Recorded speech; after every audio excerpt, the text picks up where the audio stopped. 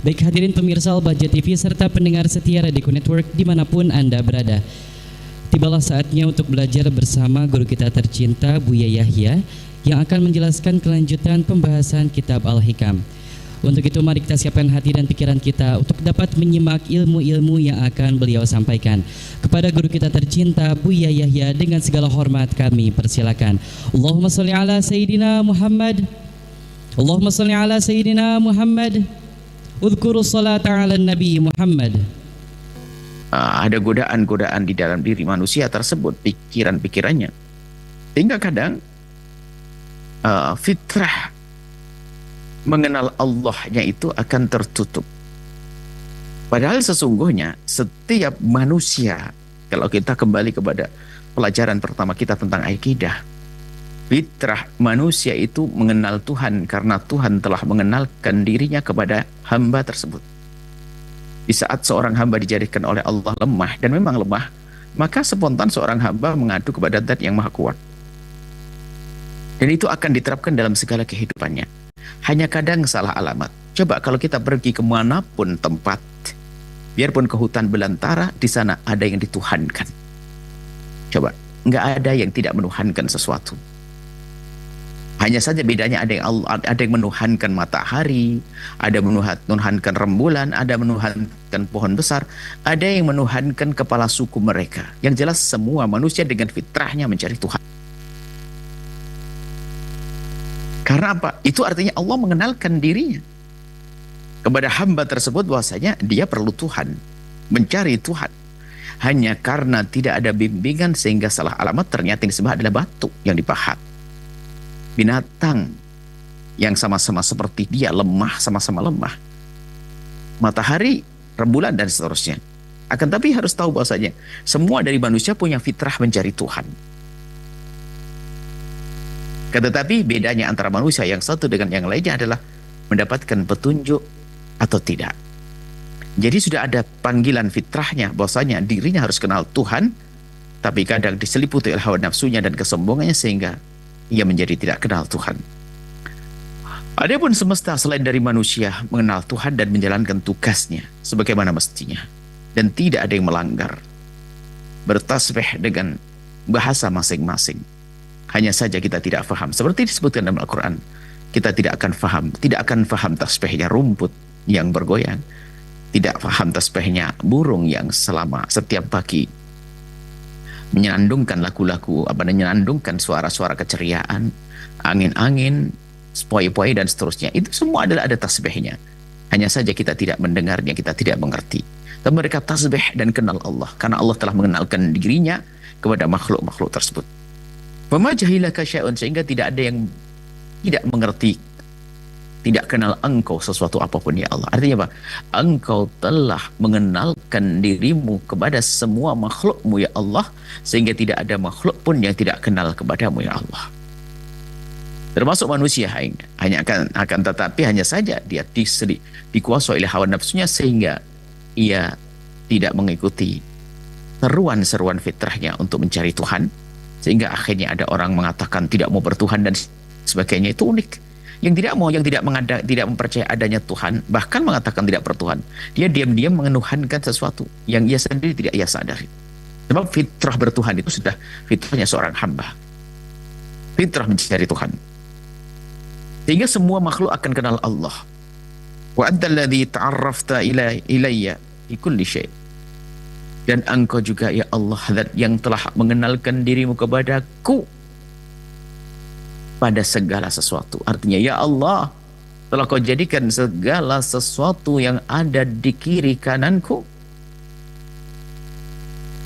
sebab untuk aku mengenalmu. Artinya apapun yang ada di kiri kanan kita sebetulnya itu adalah apa yang Allah jadikan agar kita kenal Allah. Jadi Allah mengenalkan dirinya kepada kita bisa saja melalui langsung dan juga melalui apapun yang ada di kiri kanan kita. Ta'arafta ilayya, engkau mengenalkan kepadaku fi kulli syai', terhadap segala sesuatu. Sehingga orang cerdas tidak melihat rumput yang bergoyang kecuali langsung tembus bahwasanya rumput itu ada yang menciptakannya. Kesadaran akan ada sang pencipta. Dan sebetulnya untuk sampai kepada pemahaman, keyakinan akan adanya Tuhan Allah yang tidak serupa dengan apapun yang pernah kita saksikan, kita dengar, itu sederhana.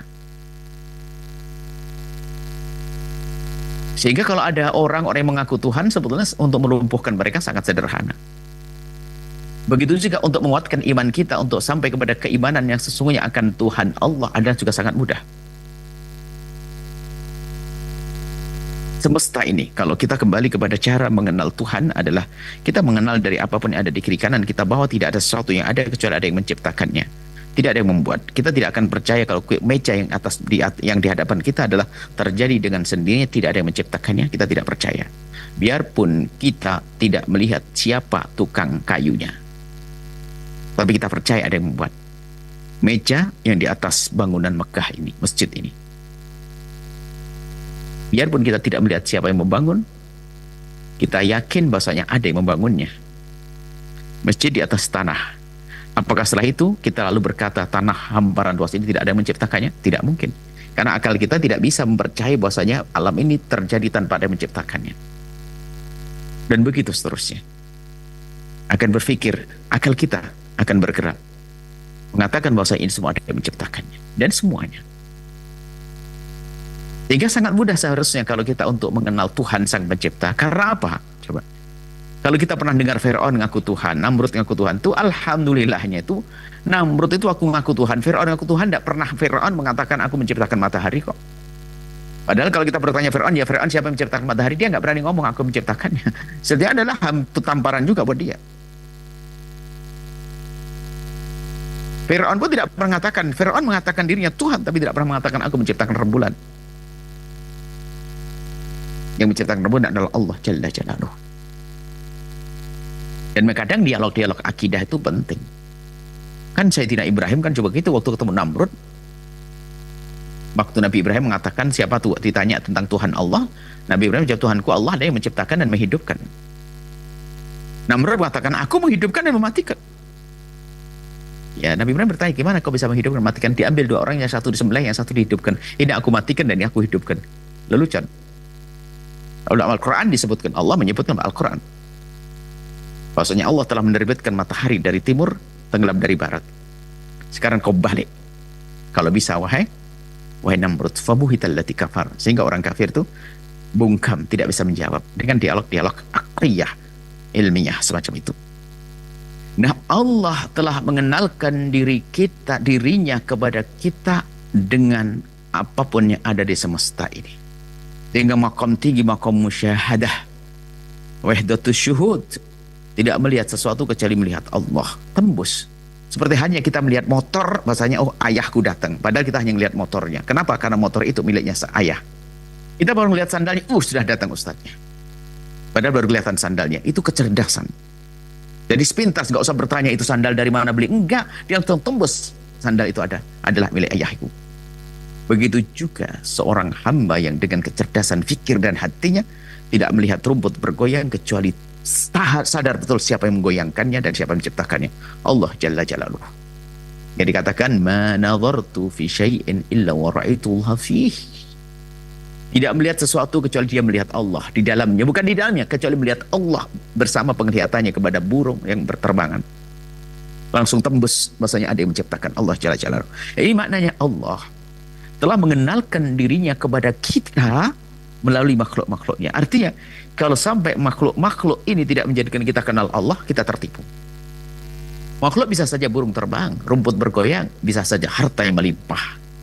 Sehingga banyak orang terlena dengan harta melimpahnya, lupa bahwasanya sahamnya 100% adalah Allah. Coba, dari mana dia bisa mengumpulkan uang? Dari kecerdasannya, jerih payahnya, semakannya. Tanyakan, siapa yang ngasih cerdas? Siapa yang ngasih tenaga? Siapa yang ngasih kemauan? Kalau seandainya Allah jadikan dia tidak berkehendak untuk bangkit bekerja, nggak akan bekerja. Tidak diberi kekuatan, akan lemah, lemah, lunglai. Dan jika tidak diberi oleh Allah pikiran kecerdasan, dia tidak akan bisa berpikir. Akan tapi Allah berikan kecerdasan berpikir tentang mencari uang, mencari rizki, kemudian diberi kekuatan, diberi tenaga, diberi kemauan sehingga dia berusaha untuk mencari rezeki sehingga menjadi kaya raya. Hebat. Sehingga kekayaannya pun akan menjadikan dia kenal Allah. Tapi lihat, yang terlena, dia dengan kekayaannya tidak menjadikan sebab dia semakin kenal Allah. Dengan tahtanya tidak semakin kenal Allah.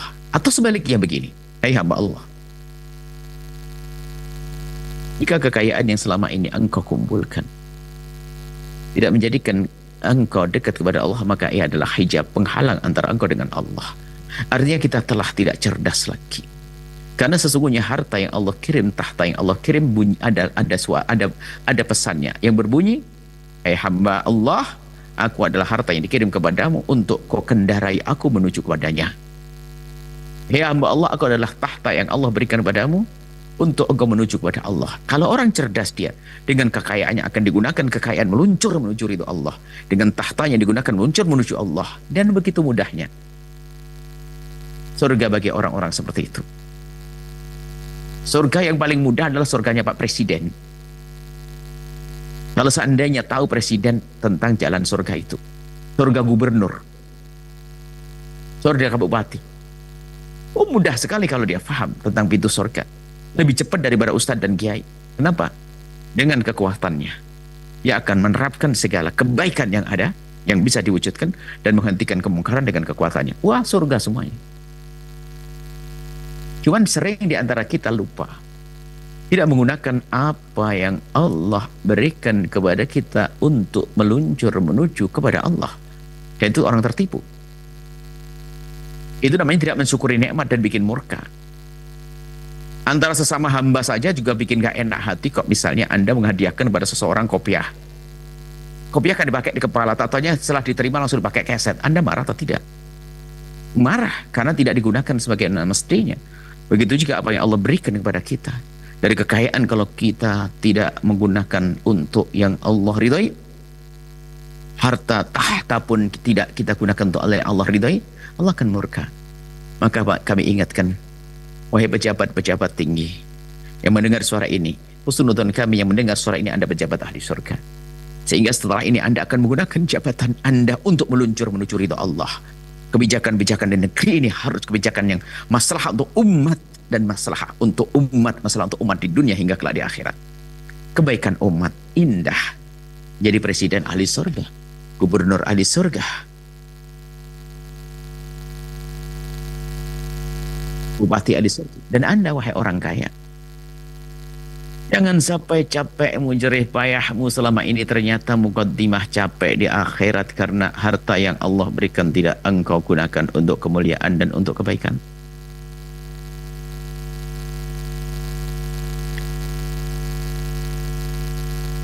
Ini harus kita sadari. Allah itu mengenalkan dirinya kepada kita dengan apa yang ada di kiri kanan kita. Istrimu jadikan itu adalah tangga menuju surga. Yang menyanyiakan istri, ya, jadi neraka. Suamimu yang mengkhianati suaminya, neraka. Zalim kepada suaminya, neraka. Seharusnya dia syukuri karunia ini. Lihat. Hanya kebodohan-kebodohan. Nah, kebodohan yang paling bodoh orang kafir, termasuk yang demikian itu. Ini bentuk kebodohannya luar biasa, sehingga tahtanya tidak digunakan meluncur menuju Allah, hartanya tidak digunakan menuju Allah, kiri kanannya tidak digunakan untuk menuju pada Allah Subhanahu wa ta'ala. Lanjutan daripada munajat Ibn Athaillah As-Sakandari, ra'aituka dhahiran fi kulli syai'. Nah, dengan kesadaran yang tadi dihadirkan oleh Imam Ibn Athaillah As-Sakandari bahwa Allah telah mengenalkan diri kepada seluruh makhluk, dan engkau ya Allah telah mengenalkan diriku melalui makhluk tersebut, sehingga aku sangat kenal engkau ya Allah. Sehingga kesimpulannya, fara'aituka dhahiran, sungguh aku melihat engkau zat yang maha jelas di kulli syai'in, dalam segala sesuatu, sehingga aku tidak melihat sesuatu kecuali menjadikan aku ingat engkau ya Allah. Tahtaku menjadikan aku ingat engkau, hartaku menjadi aku ingat engkau, suamiku menjadikan aku semakin dekat kepadamu dengan kejujuran, ketulusan, kesetiaan, istri tidak zalim.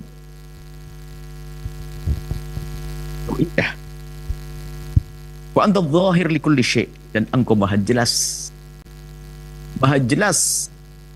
li kulli syai'in, bagi segala sesuatu.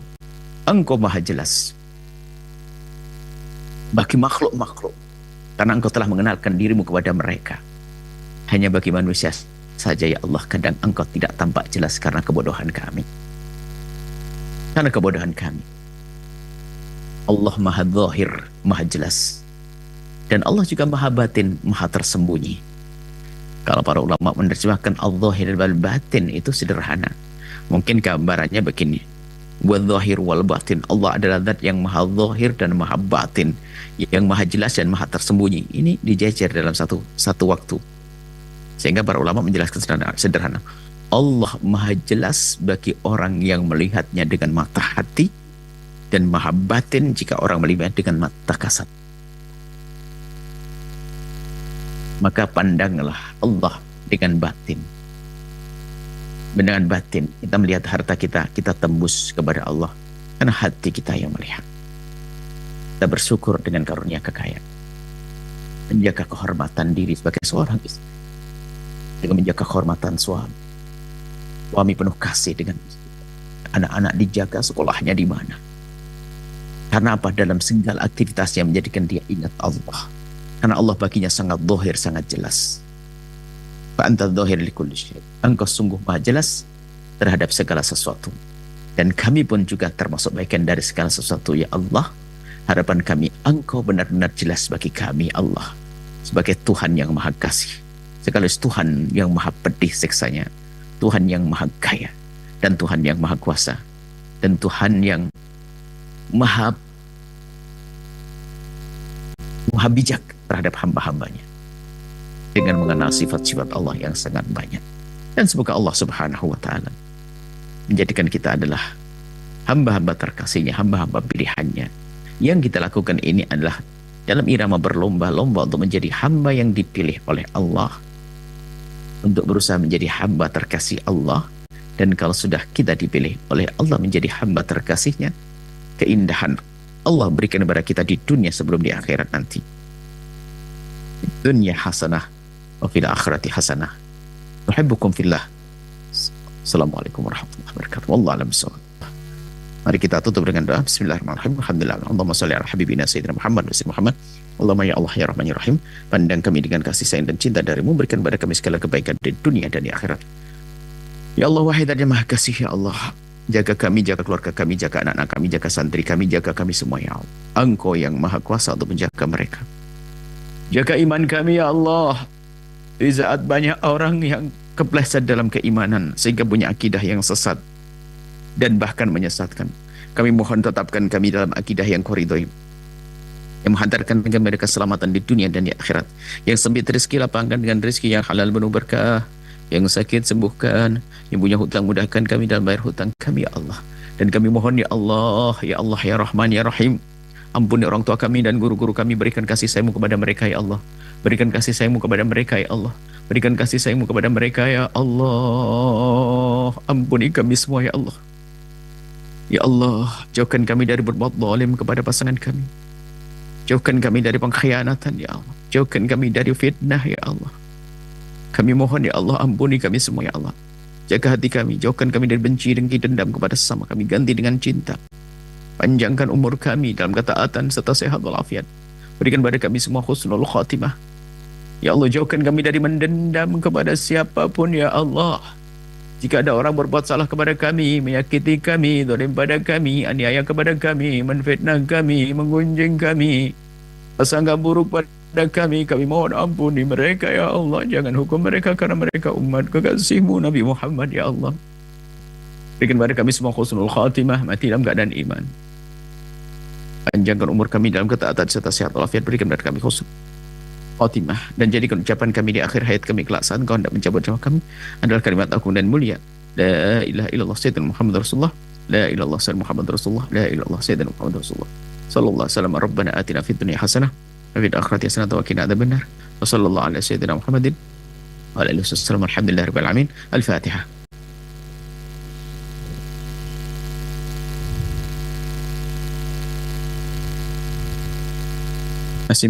Mohon maaf dan mohon doa selalu bila taufiq hidayah. Assalamualaikum warahmatullahi wabarakatuh. Waalaikumsalam warahmatullahi wabarakatuh. Baik hadirin pemirsa Al-Bahjah TV serta pendengar setia Radio Network dimanapun Anda berada. Demikianlah majelis kita pada kesempatan kali ini dan tetaplah istiqomah untuk mengikuti program-program kemuliaan lainnya dalam program Penjabaran Mutiara Hikmah. Rutin diselenggarakan setiap Kamis malam Jumat tentunya bersama guru kita tercinta Buya Yahya. Akhirnya saya Muhammad Zaki beserta kru yang bertugas mengucapkan syukron jazilan atas segala perhatian Anda. Mohon maaf dan mohon doa selalu. Mari kita tutup majelis pada kesempatan kali ini dengan pembacaan doa kafaratul majelis. Subhanakallahumma wa bihamdika asyhadu an la ilaha illa anta astaghfiruka wa atubu ilaik. Assalamualaikum warahmatullahi wabarakatuh.